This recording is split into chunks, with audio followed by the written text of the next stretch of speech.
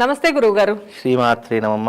గురువుగారు, ఒక trending topic అమ్మ చెప్పండి. మరుగుమందు అంటారు. అవును, మరుగుమందు అనేది నిజంగా ఉంటుందా? ఒకవేళ ఉంటే గనక మనకి మరుగుమందు పెట్టారు అని చెప్పేసి అసలు ఎలా తెలుస్తుంది? తప్పకుండా తెలియజేస్తారమ్మా. ముందుగా ప్రేక్షకులందరికీ శ్రీమాత్రే నమ, శ్రీ గురుభ్యో నమ. జ్ఞాని నామ్నపి చేతాంసి దేవి భగవతి హిసా బలాయ కృష్ణ మోహాయ మహామాయ ప్రయశ్చతి. మరుగుమందు అనేటటువంటి అర్థం ఏంటంటే, మరుగుమందు అనేటటువంటిది ఈ అడవిలో నివసిస్తుండేటువంటి కోయదరులు అని చెప్పేసి కొంతమంది ఉంటూ ఉంటారు. వాళ్ళు విపరీతంగా ఈ మందు అనేటటువంటిది తయారు చేయడం జరిగింది. మన భాషలో చెప్పాలి అంటే మరుగుమందు అని అంటే ఒక వ్యక్తిని వశపరుచుకోవడానికి తాము తినేటటువంటి పదార్థాలలో కొన్ని పదార్థాలు ఈ మరుగుమందు అనేటటువంటి పేరుతో ఉన్నటువంటి పదార్థాలు ఆ తినేటటువంటి పదార్థాల్లో పెట్టడం ద్వారా అది వారి కడుపులోకి వెళ్ళడం ద్వారా ఆ వ్యక్తి ఎవరైతే తన చేత్తో వడ్డిస్తున్నారో వాళ్ళకు తొందరగా వశమయ్యేటటువంటి అవకాశము ఈ మరుగుమందు ద్వారా కలుగుతూ ఉంటుంది. ఇవి సనాతన ధర్మంలో ఈ యొక్క విధానం అనేటటువంటి ఇప్పుడు ఉన్నటువంటి విధానం కాదు. ఇది ఎన్నో శతాబ్దాల వారిగా ఎన్నో సంవత్సరాల నుంచి గతంతో పోల్చుకుంటే చాలా మట్టుకు ఈ మరుగుమందు ఇప్పటికీ కూడా ప్రాచుర్యంలో ఇప్పటికీ కూడా కొనసాగుతుంది. దీనికి ప్రధానమైనటువంటి కారణం ఏంటంటే, ఎవరైనా చెప్పిన మాట వినకపోయినా, చెడు వ్యసనాలకు బానిస అవుతున్నాడు అని అనుకున్నా, పరస్త్రీ వ్యామోహంలో పడిపోయినా ఈ మరుగుమందు పెట్టారు అనేటటువంటి మాట మనకు చాలా మట్టుకు వినిపిస్తూ ఉంటుంది. ఇప్పుడు ఎన్నో సంవత్సరాల నుంచి అన్యోన్యంగా ఉన్నటువంటి భార్యాభర్తలు ఒకానొక సమయంలో సడన్గా భర్త కానీ భార్య కానీ ఎవరైనా చేంజ్ కావచ్చు. అంటే దానికి అర్థం ఏంటి అంటే, ఎవరి చేతి ద్వారా అయినా ఇతడు ఏదైనా తినడం కానీ జరుగుతుండవచ్చు.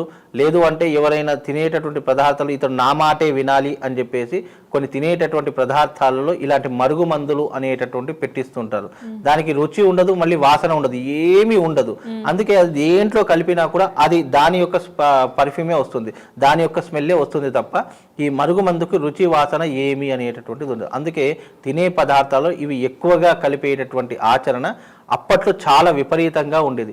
ఇప్పుడు చాలామంది ఇప్పుడు కోయదరులు కనిపించడం లేదు, అసలు అడవి ప్రదేశాలు ఎవరు కనిపించడం లేదు. ఇది చాలా తక్కువగా జరిగేటటువంటిది.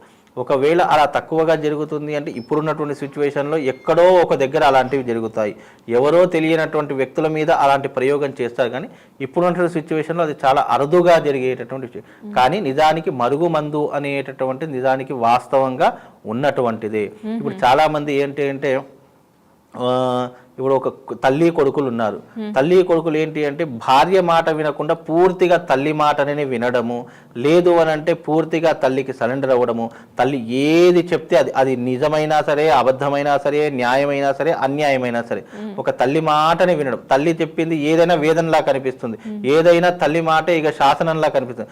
ఎదుటి వారు ఎన్ని నీతులు చెప్పనివ్వండి, ఇది మంచి అని చెప్పనివ్వండి, కొంతమంది వినేటటువంటి పొజిషన్లో ఉండరు. అది ఆ సమయంలో వాళ్ళకి ఏమనిపిస్తుంది అంటే, ఆ తల్లి ఏదైనా మందు పెట్టిందేమో, నిజంగా ఆ సమయంలో ఆ తల్లి ఏం పెట్టి కలిపి అన్నం ముద్దలు పెట్టిందో అని చెప్పి వాడుకలో వాడుతూ ఉంటాము.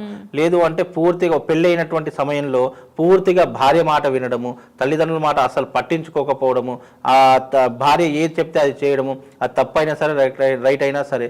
అప్పుడు తల్లిదండ్రులు ఏమనుకుంటారు, పెళ్ళయింది, ఏం మందు పెట్టిందో ఆ భార్య, మొత్తం పూర్తిగా భార్యకు బానిస అయిపోయాడు, భార్య ఏది చెప్తే అది చేస్తున్నారు.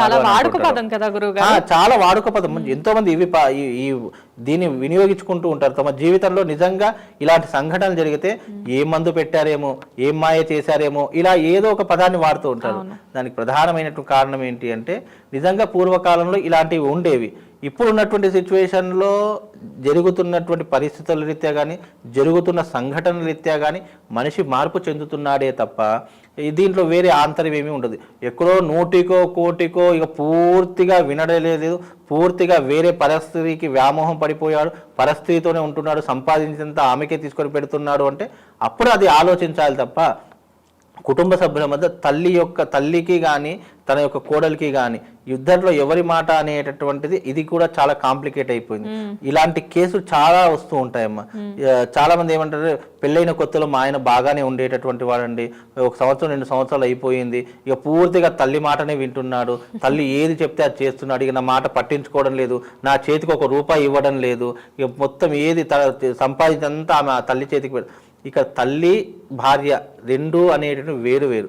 తల్లి చేసే కర్తవ్యం తల్లి చేస్తుంది, భార్య చేసే కర్తవ్యం భార్య చేస్తుంది.